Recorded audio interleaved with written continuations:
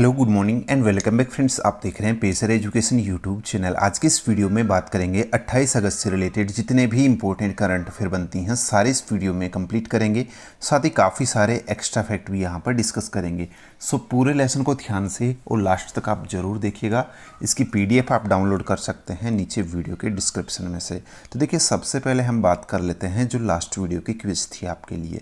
Question था कि हाल ही में केंद्र सरकार ने कितने बाघ रिजर्व्स को CATS के रूप में मान्यता प्रदान की है। तो यहाँ पर आपका सही आंसर हो जाएगा 14th। डी वाला ऑप्शन इसका सही आंसर था, ये आपको ध्यान में रखना है। ठीक है, चलिए अब बात करते हैं यहाँ पर आज की करंट अफेयर की। और देखिए, एक और पॉइंट इससे पहले मैं बता देता हूँ आपको। अभी मैंने पिछले 2 दिनों में जो है 2 इम्पोर्टेंट टॉपिक पर जो है पर्टिकुलर वीडियो बनाया है, जिसमें एक पहला वीडियो डाला है मैंने 2021 के अब तक के जितने भी सूचकांक है, इंडेक्स है, वो पूरा उसका पर्टिकुलर वीडियो मैंने बना दिया है। उसके अलावा एक और वीडियो जो स्पोर्ट्स का है, खेल से रिलेटेड जो वीडियो है, मैंने पूरा बना दिया है एक पर्टिकुलर वीडियो इस 2021 का जितना भी स्पोर्ट्स करंट अफेयर बनता है। उसके अलावा यहाँ पर जो आज जो हमारा वीडियो आएगा दोपहर में लगभग 1 बजे के समथिंग ये वीडियो मिलेगा आपको, जिसमें पूरा अंतर्राष्ट्रीय करंट अफेयर कवर करेंगे, जिसमें जितने भी जो युद्ध अभ्यास हुए हैं भारत के साथ, जितने भी जो समझौते डील जो वगैरह हुई है, जितने भी जो बैठक सम्मेलन वगैरह हुए हैं, वो सारे इस वीडियो में कवर करने वाले हैं। ठीक है, तो ये पूरा अंतर्राष्ट्रीय करंट अफेयर होगा 2021 का, तो इसको भी आप मिस नहीं करिएगा, ध्यान से देखिएगा पूरे वीडियो को। ठीक है, चलिए यहाँ पर शुरुआत करते हैं आज की करंट अफेयर की। पहला अपडेट आपके सामने यहाँ पर देखिएगा। देखिए, पहला अपडेट है कि किसने भारतीय कॉमिक बुक प्रकाशन अमर चित्र कथा के साथ साझेदारी में भारतीय बच्चों के लिए अपना वैश्विक बी इंटरनेट ऑसम कार्यक्रम लॉन्च किया है। तो ये किसने किया है? गूगल ने किया है। देखिए, यहाँ पर बच्चों की रक्षा के लिए, सुरक्षा के लिए हाल ही गूगल ने ये कार्यक्रम लॉन्च किया है और इसको नाम क्या दिया गया है? बी इंटरनेट ऑसम लॉन्च दिया। ऑसम जो है इसको नाम दिया गया है। क्या नाम दिया गया है? B internet awesome. और ये किसके साथ मिलकर शुरू किया है? जो भारतीय कॉमिक बुक प्रकाशक है अमर चित्र कथा, इसके साथ, इसके सहयोग से जो है इसको शुरू किया गया है गूगल ने। फिर देखिए, यहाँ पर अगला अपडेट है अपना 6 से 15 सितंबर तक कौन जो है शेयर्ड डेस्टिनी 2021 नामक एक शांति रक्षा अभ्यास की मेजबानी कर रहा है, जिसमें मंगोलिया, थाईलैंड और पाकिस्तान की सेनाएं भी भाग लेगी। तो यहाँ आपका सही आंसर होगा चीन।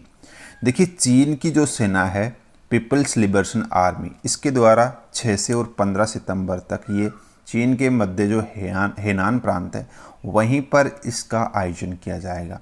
और ये पहला बहुराष्ट्रीय शांति रक्षा अभ्यास है जिसमें 4 राष्ट्र शामिल होंगे, ये आपको ध्यान रखना है।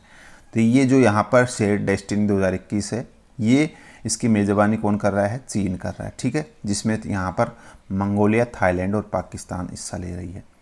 नेक्स्ट यहाँ पे देखिएगा, किसने स्टॉप टीबी पार्टनरशिप बोर्ड के अध्यक्ष के रूप में कार्यभार संभाला है?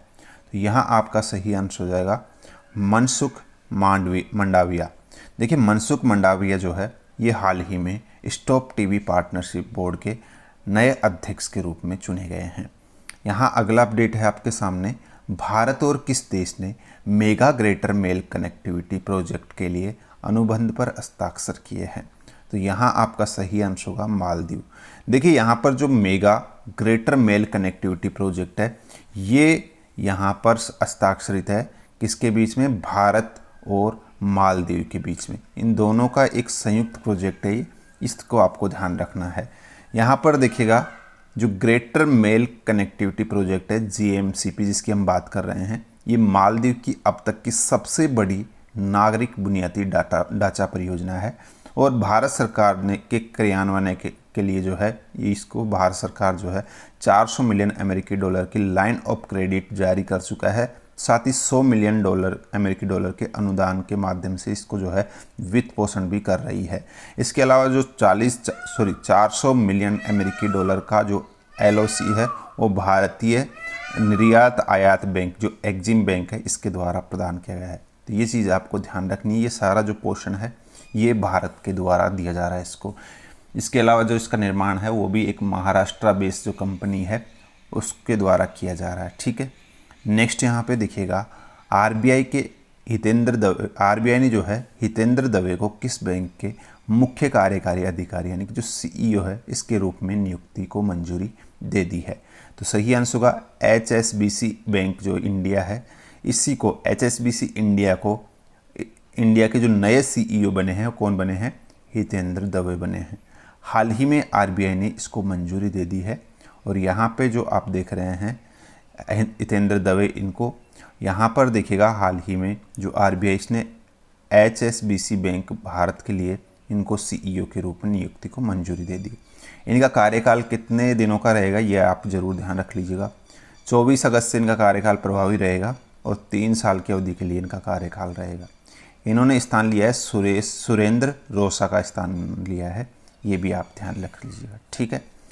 फिर देखिए अगला अपडेट है, किसके द्वारा accelerating India 7 Years of Modi government नामक एक पुस्तक लिखी गई है।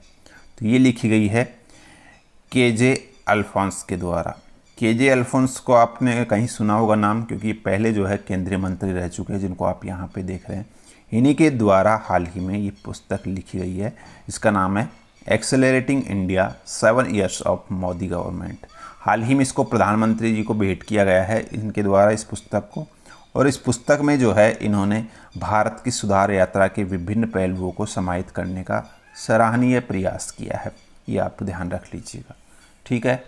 फिर देखिए अगला अपडेट है अपना, कर्नाटका के बाद कौन NEP 2020 को जो राष्ट्रीय education policy, national education policy है, उसको लागू करने वाला भारत का दूसरा राज्य बन गया है? तो सही आंसर होगा मध्य प्रदेश। देखिए यहाँ पर जो राष्ट्रीय शिक्षा नीति है 2020, इसको लागू करने वाला कर्नाटका के बाद मध्य प्रदेश सेकंड स्टेट बन गया है, ये आप ध्यान रख लीजिएगा, ठीक है। इंपॉर्टेंट अपडेट है। पहला राज्य कौन सा है? कर्नाटका, इसको लागू करने वाला। फिर देखिए अगला अपडेट है, हाल ही में कौन RBI के कार्यकारी निदेशक यानी कि ED के रूप में नियुक्त हुए हैं? तो इनका नाम है अजय कुमार, ठीक है। नेक्स्ट, हाल ही में राजस्थानी भाषा में साहित्य अकादमी पुरस्कार 2020 की घोषणा की गई है। इसमें राजस्थानी लेखक भंवर सिंह सामोर को उनकी किस कृति के लिए पुरस्कृत किया गया है? तो सही आंसर होगा संस्कृतिरी सनातन दीठ। ये एक कृति है इनकी, किसकी? जो राजस्थानी प्रसिद्ध लेखक हैं भंवर सिंह सामोर, इन्हीं की एक यहाँ पर ये कृति है जिसके लिए इनको ये राजस्थानी भाषा में साहित्य अकादमी पुरस्कार दिया गया है 2020 का। देखिए एक चीज़ यहाँ पे मैं आपको बता देता हूँ, ये जो साहित्य अकादमी पुरस्कार है इसकी घोषणा वैसे तो मार्च अप्रैल में कर दी गई थी। 24 भाषाओं में दिया जाता है, ठीक है। 20 भाषाओं के लिए पहले ही इसकी घोषणा कर दी गई थी, लेकिन 4 भाषाओं की घोषणा नहीं की थी। यहाँ पर उन बची हुई 4 भाषाओं के लिए साहित्य अकादमी घोषणा हाल ही में की गई है, जिनको मैं आपको यहाँ पर बता देता हूँ।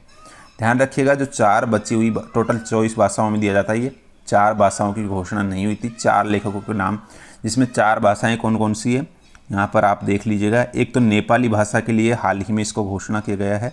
नेपाली भाषा की अगर मैं बात करता हूँ तो जो प्रख्यात लेखक है शंकरदेव ढकाल, इनकी कृति है जिसका नाम है किराया को कोख।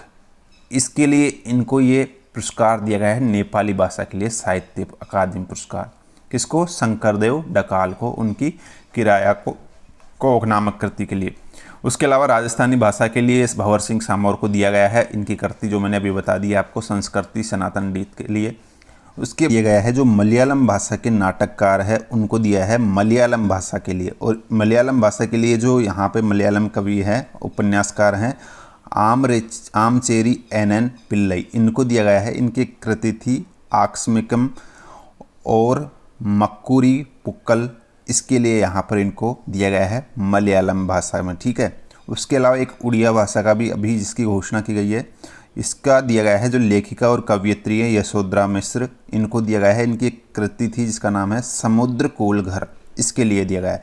तो ये 4 जो भाषाएं हैं इनकी घोषणा हाल ही में की गई है, तो इनको आप ध्यान रख लीजिएगा, ठीक है, ठीक है। नेक्स्ट यहाँ पे निम्नलिखित में से किसे CISF की अतिरिक्त महानिदेशक नियुक्त किया गया है? तो यहाँ आपका सही आंसर होगा जो यहाँ पर मीना सिंह है, इनको हाल ही में CISF का अतिरिक्त महानिदेशक चुना गया है, ये आप ध्यान रख लीजिएगा, ठीक है। नेक्स्ट यहाँ पे देखिए, ई श्रम पोर्टल से संबंधित निम्न कथनों पर विचार कीजिए। हाल ही में देखिएगा ई श्रम पोर्टल जो है इसको लॉन्च किया गया है और यहाँ पर इसे 26 अगस्त को लॉन्च किया गया है। ये आप ध्यान रख लीजिएगा, किस दिन को, 26 अगस्त को लॉन्च किया गया है। इसका लक्ष्य क्या है, जो असंगठित और जो संगठित श्रमिक हैं उनको पंजीकृत करना ही इसका मुख्य उद्देश्य है।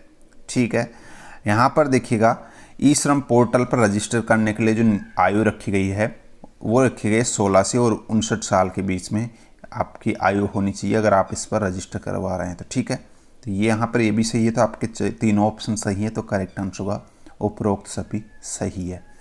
स्पेशली ये चीज़ आपको ध्यान रखनी है कि ये जो पोर्टल है ये स्पेशली किसके लिए लॉन्च किया गया है, जो असंगठित और संगठित श्रमिक हैं इनको पंजीकृत करने के लिए ही इसको लॉन्च किया गया है। नेक्स्ट है, अफगान से लाए गए स्वरूप क्या है। देखिए, हाल ही में अफगान से भारत में जो है स्वरूप लाए गए हैं, ये न्यूज़ खबरों में रही है।